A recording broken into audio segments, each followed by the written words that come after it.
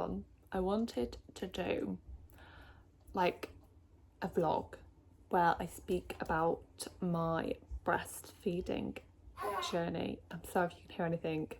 My bundle of joy is sleeping in his Moses basket. It is currently, what's the date? I can never remember the date. I'll have to insert it, but it's, oh, Lincoln. He's passing wind now, bless him. It's the end of August. What, on the 28th of August?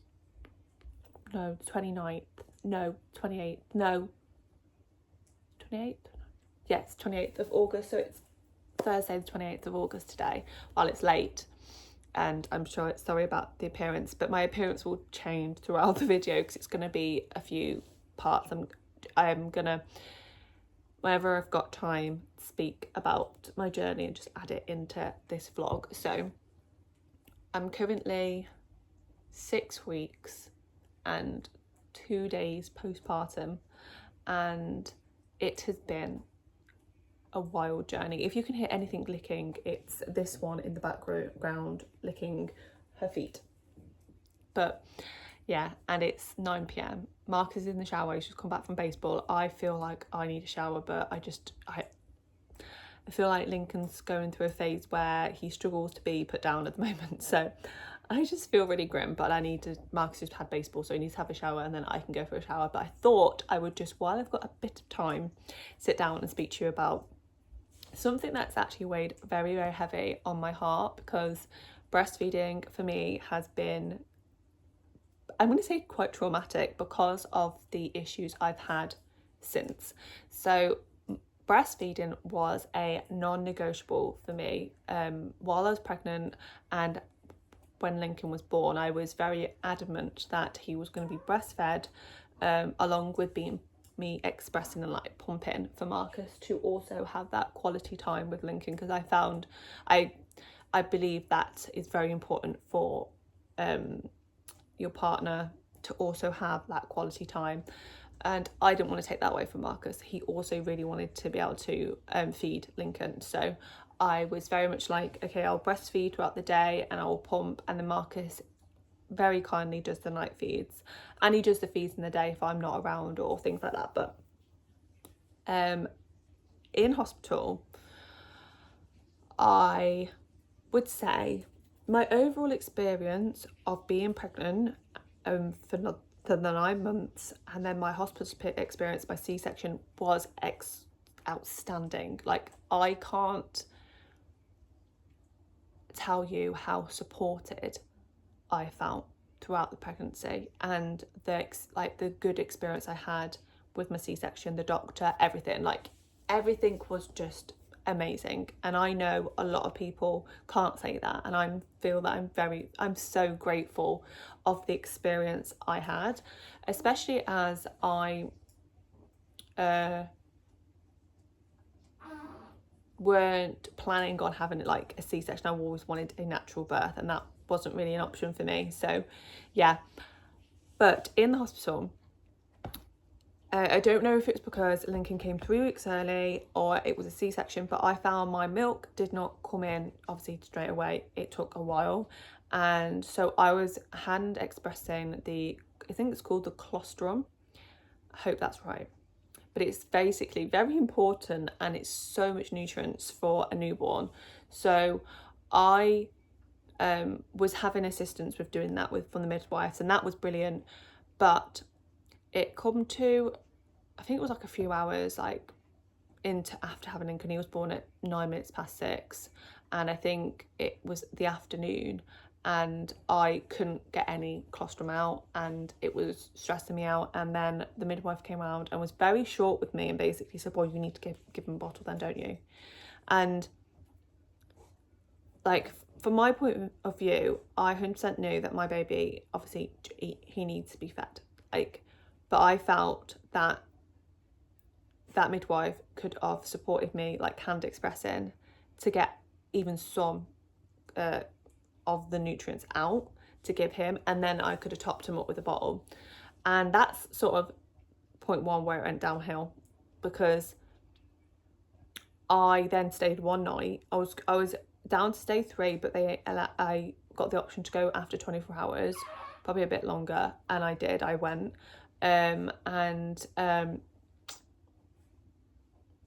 through the night I struggled again, and the night midwives didn't help again, so we had to have another bottle, and I was just like, okay, doing a lot. And I just felt that very early on he was having a bottle and I couldn't obviously get as much out, so, or none, so I was like, oh, and I just really needed like a midwife assistance, because when you're a new mom as well, it's so hard to grasp a new task, like to hand express, like it's so hard. It's something you've never done before, so the technique is difficult, especially if you've not done it before. So when we got home, he'd been on the boob, but no one had taught me how to latch him properly, so the latch was incorrect from the get-go. From the very start, it was incorrect. I got home, and I think it was the first week, my mum was here, and it was hard. Breastfeeding was hard because I kept getting lacerations. He was never settled. I felt all I was doing was breastfeeding. Like, it felt like I couldn't get enough out for him. He was so unhappy, but I kept with it because my whole thing was that I really wanted to be breastfed and it will get better. First midwife appointment, he had his weight done and he'd lost 9%, and they said if they lose 10%, they're not happy really, but 9%, they were all right with it, and they said you need to start topping him up with formula because he's obviously not getting enough off the breast. So that's when I had to start using formula a lot more. So he always went on the breast first. He always went on the breast before he had the formula, and I felt if he didn't get enough or he was still unsettled, then we would just top him up, because that's what the advice we were given by the midwife, and that helped a lot. I went to see 3 feeding experts to help me with the latch, because he was very, very fussy. Hello. Oh, are you coming to say hello to Mama? Oh, come here. Oh, come and sit with me. Oh my God, beautiful, beautiful baby. Come here. Oh, come here. Oh, hello. We haven't done this in ages, have we? Mama and Jaffa time. Yeah. Oh, this is amazing. Oh, Pupsy. You just know how to make me happy, don't you? Jafferin's like, you haven't seen her in ages. She's so big now. She's nearly 2, aren't you? Yeah, you're so big, so heavy for me. Honestly, she's so heavy now. I can't even pick her up properly. Yeah, she nearly puts my back out. Don't you? It's been a massive adjustment for you, hasn't it? But you've been so good. So good. She absolutely loves him. Smitten with him, aren't you? Aren't you? Yeah, just sitting on me. So as I was saying, yeah, it's and that's when it sort of that's when basically the bottle came in, didn't it? The bottle came in, and it was there. I can't explain it. The bottle was here. Something that I did not want, but for the sake of, obviously, for my child's health, he needed it, so that's fine. But from the get-go, I just felt awful. I felt like I could not provide what he needed, and I was so frustrated with myself all the time. I was always feeling guilty. Right, so then moving on, it came to my second midwife appointment. He was weighed again, and he had gained a good amount of weight, and that was with breast and formula. But it was a week after my mum had left, probably 3 days after that, I started to feel very unwell, and I couldn't put my finger on it. I was like, what could I possibly have picked up? Because I'd been out of the hospital for over a week and a half, and I was like, well, I couldn't have picked up anything from there at that point. I would have already had the symptoms or had whatever it was and moved on from then. So I couldn't figure it out, but I was very I was pouring with sweat and just generally unwell. Yeah, I transferred him. I'm doing my vlog about my breastfeeding journey.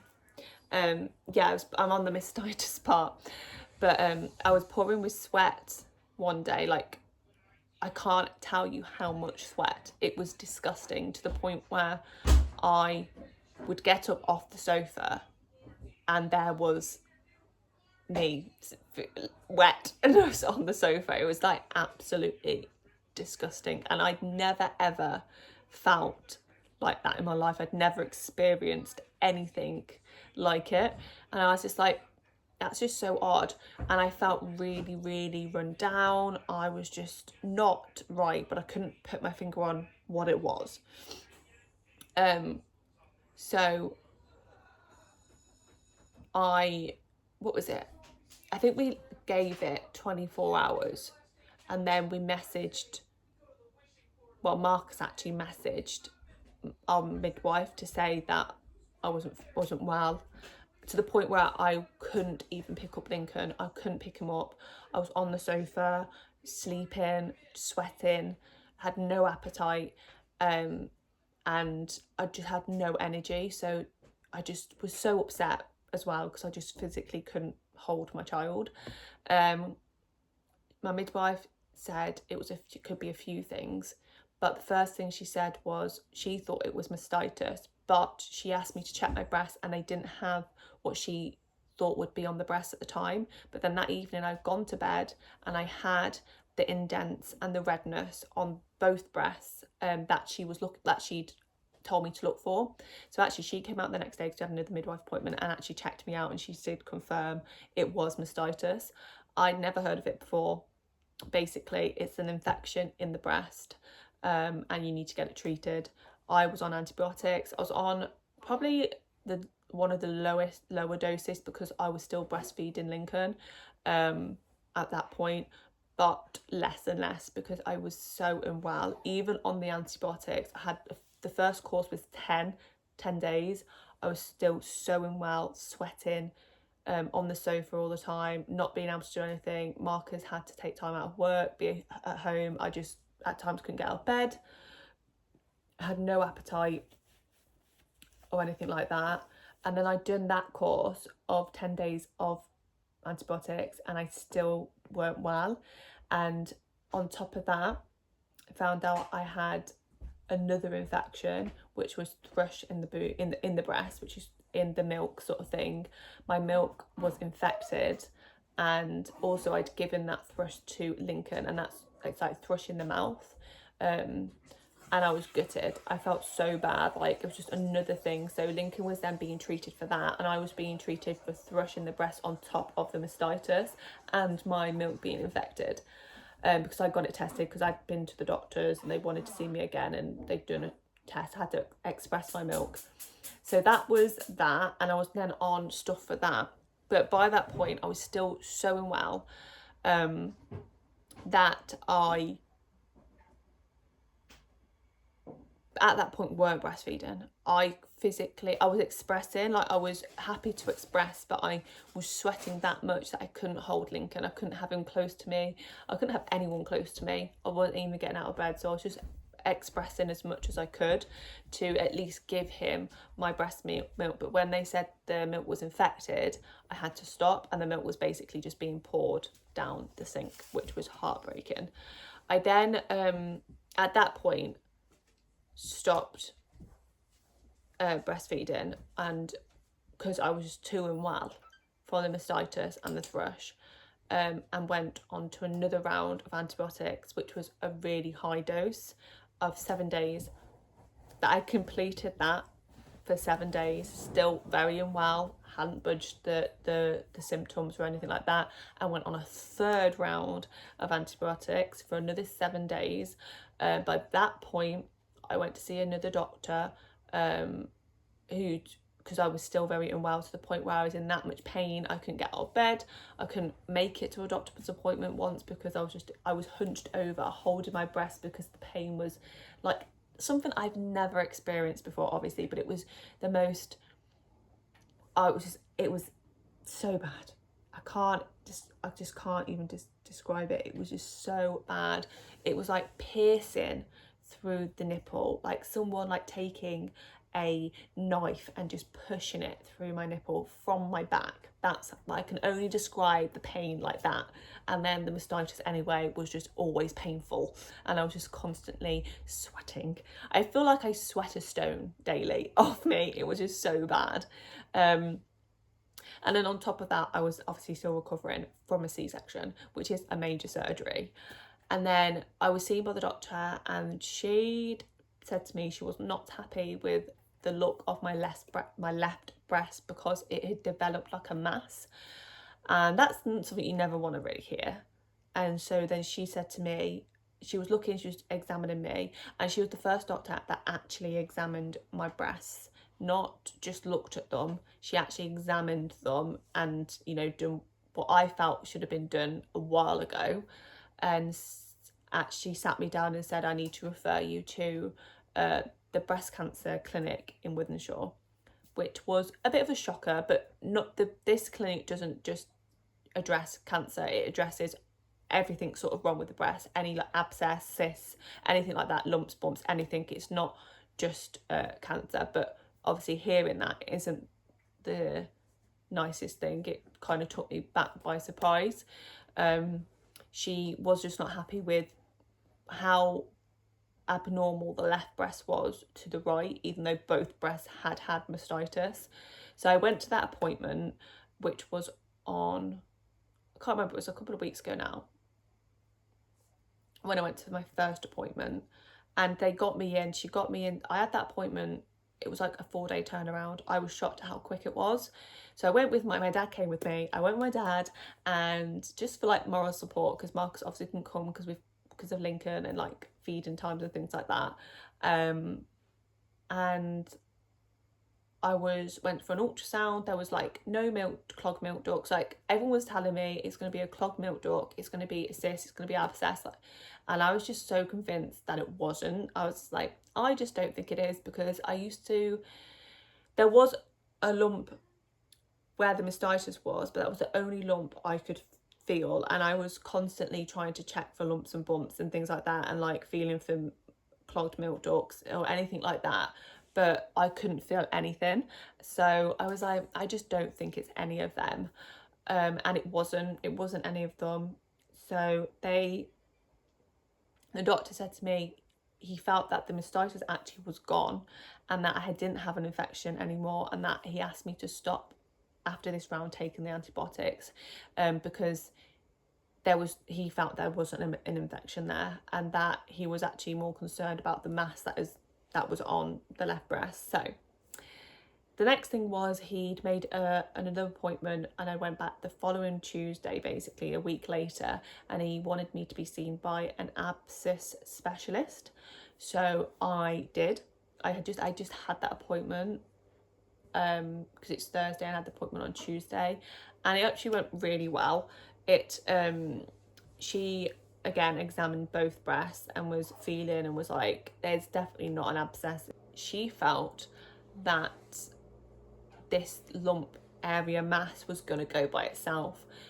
She actually said something different to the doctor. She felt that it was still mastitis, and that it was residue of mastitis, and it hadn't fully cleared. And let's be honest, our bodies react to different things in different ways, and I feel like this was just like something my breast did to in a way like protect me. But obviously you put your trust in the people that are qualified, and she booked me in for a 4-week review after that, and she said, I'm going to continue to monitor you and look at your breast again. But she did inform me if anything was to change, or I was to develop a fever, or there was differences in the breast again, for me to immediately come back and call them, and they'd see me that day, which was actually nice to know. So my next appointment's on the 26th of September. But the weirdest thing has happened. So I have had to wear, obviously, not biggest part, but something that is quite crucial is that while I was at my first appointment at the breast cancer clinic, the doctor told me to go and get it's medication to basically stop the milk coming into your breast, because what they were saying is that it was like a cycle. I was having to pump to get rid of the milk, but then I was having to pump less, which made my milk ducts clog and my breasts getting gorged, and it's just like feeding the mastitis, because then I'd have to massage. It was just a nightmare. So he told me to go back to my GP, because my GP had spoke to me about a medication to stop my milk going into my breast. So I did take that option because I felt that it was just needed at that point, because I felt I was never going to get this milk to go, and then I was constantly in a horrible cycle. So I did do that, and it's only a 2-day course, and my milk has stopped within I'd say like 24 hours taking that meds. I've just not had any sign of milk, and my breasts, I've noticed, are starting to go smaller again, and I slept for the first time with no bra, and it's something that I haven't been able to do in so long, because obviously I was breastfeeding and things like that, so obviously I needed to wear a bra with nipple pads in them to catch the breast milk. And let me tell you, it was the best night's sleep ever, not wearing a bra. But anyway, I digress. This morning I get up, I'm obviously always examining my breasts, because obviously if one's not right, I'm constantly looking and doing like the things you need to do, and the mass has gone, like full on disappeared. Crazy. And I think that's crazy because it was a thick mass. It was there. It was crazy. And then I'm quite spiritual. I walk into my bathroom and then there's just a feather lying there on the side. Now, for me, I felt like that someone was looking down on me at that moment in time and the stress that I've been going through. But yeah, it has like disappeared. I've still got certain residue of indents from the mastitis, but I just was like, where's it gone? It's like disappeared. So I'm going to go back to my appointment on the 26th of September, and hopefully they just say everything's okay. It was just residue of mastitis and there's no further testing needed, and I can just be discharged. But let me tell you, breastfeeding, the whole journey, even though my journey was short and I'm still not happy with the outcome of it, was probably one of the hardest things I've ever had to do. Just because of how unwell I got and because of how it ended. And it was so hard for me to accept that I just couldn't do it, because so many people go on about how important the breast milk is, and like, don't get me wrong, yes, it's the best thing for your child, obviously, but people don't talk about how hard it is, and how it affects your mental health when you can't do it. Because obviously most people in this world want the best for their child, especially their newborn. And for me, not being able to give him the best thing, which is the breast milk, made me feel like a right failure right at the start of being a mother. And that's the worst feeling, that you feel that you can't actually give your child what they need, and having to go onto formula. And even now, like, he's obviously on formula all the time. Even now, every time I give him a bottle, I always feel a sense of guilt, because I didn't want him on it. I wanted him on breast milk and pumped breast milk. That's what I wanted. And I just felt like it's not in your control, and things happen. I always say things happen for a reason, and maybe I was never meant to breastfeed, but it's been a journey. But we are pretty much over, I'm going to say over most of it now. And I'm looking at the time of how long this has been. So this might have to be a 2-parter, because I've already been talking for like 25 minutes, but I will cut it down. But that is a big section of my breastfeeding journey, and how short-lived it was, and sort of what was going on in the background. But I'm very, very happy now that I feel so much better, and just way more active and able to hold my lovely little boy, because that was like so hard not to be able to hold him, feeling so unwell and not feel like, there was one point when I had this mastitis where I felt like I was never going to feel well, and you know there was talk about me going back into hospital, and it was just awful. And I did learn through this journey that a lot of people do have mastitis, but some people can get rid of it within 72 hours, but then some people, like myself, really suffer really badly with it. I think your water's boiling, honey. Oh, yeah, but that is the first part of my breastfeeding journey and what sort of I went through.